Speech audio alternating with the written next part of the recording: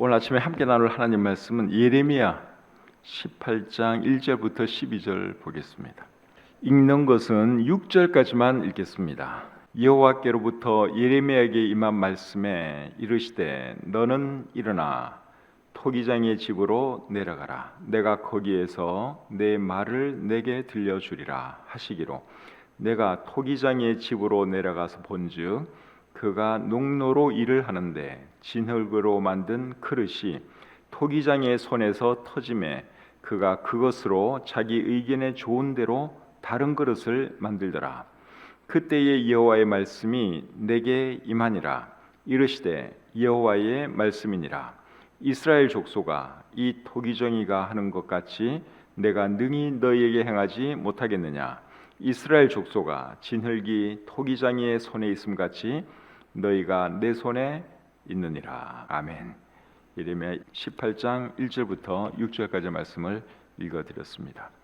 오늘은 예레미야 18장 1절부터 12절까지의 말씀을 본문으로 해서 진흙이 토기장이의 손에 있음 같이, 이런 제목으로 하나님 말씀 전하기를 원합니다. 오늘 읽은 이 본문은 토기장이의 비유에 대한 말씀입니다. 본문 전체가 다 토기장이의 비유에 대한 말씀은 아니고 이 본문 속에 토기장이의 비유에 대한 말씀이 들어가 있습니다. 토기장이의 비유하면 먼저 어떤 생각이 떠오릅니까? 어떤 내용일 거라고 짐작이 가십니까? 하나님은 토기장이고 우리는 진흙이기 때문에 하나님께서 원하시는 대로 우리를 빚어 사용하실 것이다. 이런 생각이 떠오르죠. 우리가 부르는 찬송 중에도 그런 내용의 찬송이 있습니다. 주는 토기장이 나는 진흙, 날 빚으소서 기도하오니 항상 진실케 내 맘 바꾸사 하나님 닮게 하여 주소서. 우리가 자주 부르는 노래 가사지요. 또 로마서 9장 21절에는 이런 말씀도 있습니다. 로마서 9장 21절 말씀입니다. 토기장이가 진흙 한 덩이로 하나는 귀히 쓸 그릇을 하나는 천히 쓸 그릇을 만들 권한이 없느냐. 맞는 말씀이죠. 토기장이는 자기 원하는 대로 필요한 그릇 만들 권한이 있습니다. 그래서 토기장에 비유하면 제일 먼저 떠오르는 생각이 뭔가 하면 하나님은 토기장이고 우리는 진흙이기 때문에 하나님께서 원하시는 대로 우리를 빚어 사용하신다 하는 것이 제일 먼저 떠오르는 생각입니다.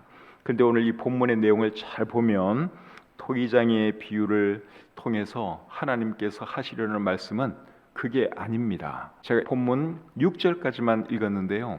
6절까지만 읽으면 그 말씀 하시는구나. 제가 방금 말씀드린 그런 말씀일 거라고 여러분들이 추측을 하실 수가 있습니다. 근데 오늘 이 본문 끝까지 다 읽어보면 하나님께서 진짜 하시려는 말씀은 그게 아니에요. 하나님께서 어떤 말씀을 하시려고 오늘 이 본문의 말씀을 하셨는지, 또 토기장의 말씀을 하셨는지 함께 배워보도록 하겠습니다. 본문 2절에 보시면 하나님께서 예레미야 선지자에게 이렇게 말씀을 하십니다. 2절을 보겠습니다.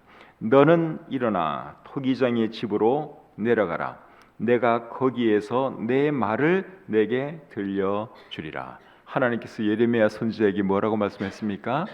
토기장의 집으로 내려가라. 그러면 내가 거기서 너에게 해줄 말을 하겠다. 너에게 할 말을 들려주겠다. 그렇게 말씀을 하셨죠. 그래서 예레미야 선지자가 하나님 말씀에 순종해서 토기장의 집으로 내려갔더니 토기장이가 진흙으로 그릇을 만들고 있었죠. 3절 4절 보겠습니다.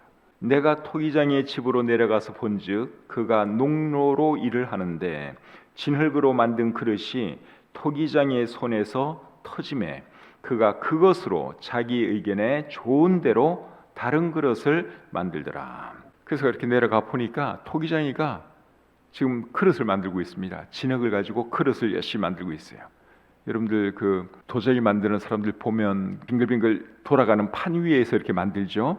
막 이렇게 빨리 돌아가는 그 판 위에서 이렇게 모양을 만들어가면서 이렇게 만들죠. 여기 농로라고 하는 말이 나오는데 이 농로가 돌림판을 말하는 것입니다. 저도 이 농로가 대충 감은 왔는데 이 농로가 무슨 말인가 사전을 찾아봤더니 농로와 비슷한 말은 돌림판, 그러니까 도자기 만드는 사람들이 막 빙글빙글 돌아가는 그 판 위에서 이걸 모양을 만들어요. 이렇게 그렇게 해서 이제 도자기를 만드는데 그걸 가지고 이제 일을 하고 있었죠.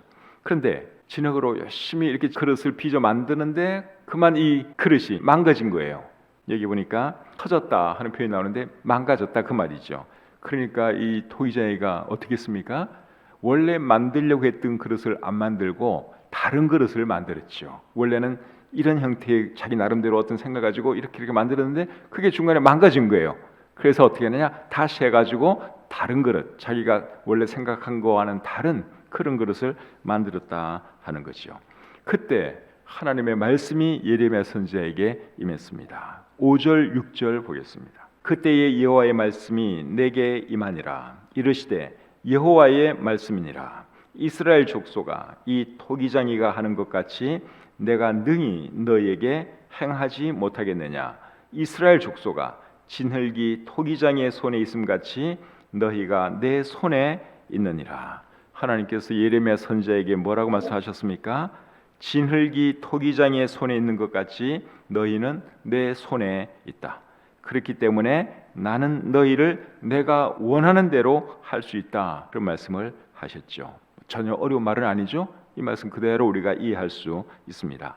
그런데 여기까지만 이해하면 토기장이의 비유를 제대로 이해한 것이 아닙니다. 그 이하의 말씀을 쭉 읽어보시면 왜 하나님께서 토기장이의 비유를 들려주셨는지 그 이유를 알 수 있습니다. 자, 7절부터 10절까지 말씀을 제가 읽겠습니다. 내가 어느 민족이나 국가를 뽑거나 부수거나 멸하려 할 때에 만일 내가 말한 그 민족이 그의 악에서 돌이키면 내가 그에게 내리기로 생각하였던 재앙에 대하여 뜻을 돌이키겠고 내가 어느 민족이나 국가를 건설하거나 심으려 할 때에 만일 그들이 나 보기에 악을 행하여 내 목소리를 청종하지 아니하면 내가 그에게 유익하게 하리라고 한 복에 대하여 뜻을 돌이키리라. 이게 무슨 말인가 하면요, 하나님이 어떤 나라나 민족을 멸하려고 마음을 먹었는데 그들이 회개하면 하나님은 뜻을 돌이켜 그들을 멸하지 아니할 것이고, 반대로 어떤 나라나 민족을 복 주시려고 마음 먹었는데 그들이 악을 행하면 복 주시려고 했던 마음을 돌이킬 것이다. 그 말씀이에요. 이해가 되시죠? 니느웨 성 사람들을 생각하면 여러분들이 쉽게 이해할 수 있을 겁니다. 니느웨 성 사람들을 하나님께서 멸하려고 마음 먹었는데 그들이 회개했을 때 하나님께서 마음을 돌이키셨죠. 요나서 3장 4절 5절 말씀을 한번 보겠습니다. 요나가 그 성읍에 들어가서 하루 동안 다니며 외쳐 이르되 40일이 지나면 니느웨가 무너지리라 하였더니 니느웨 사람들이 하나님을 믿고 금식을 선포하고 높고 낮은 자를 막론하고 굵은 배 옷을 입은지라. 하나님은 니느웨 성 사람들을 멸할 생각을 가지셨어요. 그런데 하나님께서 그래도 그들을 불쌍히 여기셔서 이제 요나를 보내서 회개하라고 말씀을 전했더니 그 사람들이 회개를 하는 겁니다. 그래서 하나님께서 뜻을 돌이키시게 되지요. 10절 말씀 보겠습니다. 요나서 3장 10절. 하나님이 그들이 행한 것 곧 그 악한 길에서 돌이켜 떠난 것을 보시고 하나님이 뜻을 돌이키사 그들에게 내리리라고 말씀하신 재앙을 내리지 아니하시니라. 하나님께서 뜻을 돌이키셨죠. 원래는 멸망시키는 거예요. 그런데 그들이 회개했기 때문에 하나님께서 뜻을 돌이키셨다 하는 것이죠. 반대의 경우는 이스라엘 사람들이라고 할 수 있습니다. 이스라엘 사람들은 하나님께서 복 주시려고 작정한 민족인데 그들이 불순종했기 때문에, 악을 행했기 때문에 하나님께서 결국 그들을 멸망시키고 말았지요. 북왕국 이스라엘은 아수르 제국에 의해서 이미 멸망했고 남왕국 유다도 지금 위태위태한 상황에 있습니다. 그래서 하나님께서 예레미야 선지자에게 토기장의 비유를 들려주시면서 7절부터 10절까지 있는 이 말씀을 하신 것이죠. 그래서 토기장의 비유의 핵심은 뭔가 하면 사람들이 어떻게 하느냐에 따라서 하나님은 그 뜻을 바꾸실 수도 있다 하는 것이 토기장의 비유를 들려주신 그 이유입니다. 그 말씀하시라고 하나님께서 토기장의 비유를 들려주신 것이죠. 토기장의 비유를 들려주시고 나서 하나님은 유다 사람들에게 전할 말씀을 예레미야 선지자에게 주셨습니다. 그 말씀은 11절에 나옵니다. 그러므로 이제 너는 유다 사람들과 예루살렘 주민들에게 말하여 이르기를 여호와의 말씀에 보라 내가 너희에게 재앙을 내리며 계책을 세워 너희를 치려하노니 너희는 각기 악한 길에서 돌이키며 너희의 길과 행위를 아름답게 하라 하셨다 하라. 하나님께서 유다 사람들에게 뭐라고 말씀을 하셨습니까? 너희는 각기 악한 길에서 돌이키며 너희의 길과 행위를 아름답게 하라 그렇게 말씀을 하셨죠. 그렇게 하지 않으면 내가 너희를 멸망시킬 것이다. 너희에게 재앙을 내릴 것이다. 그렇게 말씀을 하셨습니다. 그런데 유다 사람들이 하나님의 이 말씀을 듣고 회개했을까요? 자, 12절 보겠습니다. 12절. 그러나 그들이 말하기를 이는 헛되니 우리는 우리의 계획대로 행하며 우리는 각기 악한 마음이 완악한 대로 행하리라 하느니라. 유다 사람들이 하나님께서 회개하고 돌이키라고 말씀하는데도 돌이키지를 않았어요. 우리는 그냥 이대로 살다가 멸망할랍니다. 그렇게 말을 하고 있는 것이죠. 얼마나 어리석은 사람들입니까? 하나님께서 살 수 있는 기회를 주시는데도 불구하고 그들은 거절하고 말았습니다. 그래서 유다도 결국은 바벨론 제국에 의해서 멸망하게 되지요. 하나님께서 왜 토기장이의 비유를 들려주셨는지 이해가 되죠? 토기장이의 비유, 이 말씀의 핵심은 뭡니까?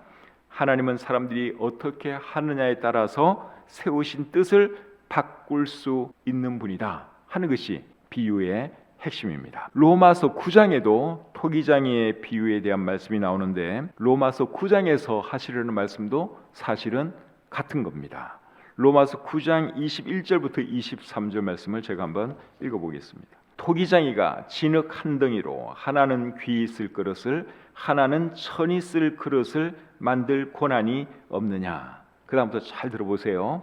만일 하나님이 그의 진노를 보이시고 그의 능력을 알게 하고자 하사 멸하기로 준비된 진노의 그릇을 오래 참으심으로 관용하시고 또한 영광 받기로 예배하신 바 긍휼의 그릇에 대하여 그 영광의 풍성함을 알게 하고자 하셨을지라도 무슨 말을 하리요.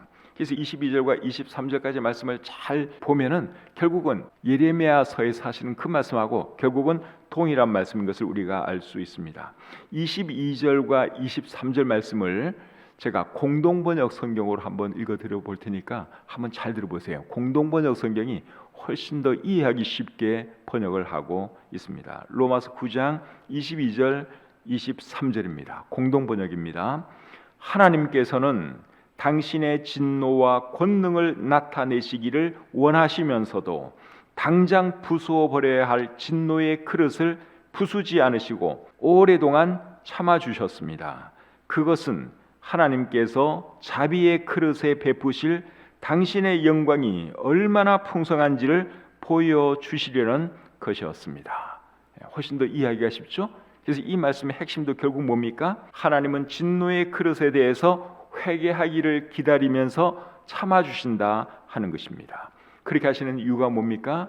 하나님의 은혜와 긍휼 때문에 그런 것이죠. 그래서 이 토기장의 비유를 잘못 이해하면 하나님은 모든 것을 마음대로 하실 수 있는 분으로 오해할 수 있습니다.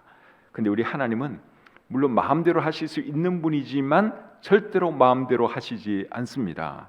왜 그런가 하면 하나님께서 마음대로 하시면 그거는 하나님의 성품과 위배되기 때문에 그렇습니다. 하나님은 공의의 하나님이신데 공의의 하나님이 마음대로 막 일을 해버리면은 더 이상 공의의 하나님이 될 수가 없지요. 그래서 하나님은 악한 자는 악한 일을 위해서 사용하시는 것이고 의로운 사람은 의로운 일을 위해서 사용하시는 것이죠. 잠언 16장 4절에 이렇게 말씀하고 있습니다. 잠언 16장 4절입니다. 여호와께서 온갖 것을 그 쓰임에 적당하게 지으셨나니 악인도 악한 날에 적당하게 하셨느니라. 그러니까 멀쩡한 사람을 악한 사람 만들어서 하나님께서 악한 일에 쓰는 것이 아니라 악한 사람을 악한 일에 쓰는 것이고 의로운 사람은 의로운 일에 쓰시는 분이다 하는 겁니다. 그리고 은혜 베풀 자에게 은혜를 베푸시고 긍휼히 여길 자를 긍휼히 여겨 주시는 분이 우리 하나님이세요. 출애굽기 33장 19절 하반절에 이런 말씀이 있습니다. 나는 은혜 베풀 자에게 은혜를 베풀고 긍휼히 여길 자에게 긍휼을 베푸느니라. 그러니까 우리 하나님께서 사람 봐가면서 어떤 사람에게는 은혜를 베푸시고 어떤 사람에게는 또 화를 내리시고 그렇게 하시는 분이다 하는 것이죠. 그래서 하나님께 긍휼히 여김을 받고 싶으면 어떤 사람이 되어야 되겠습니까?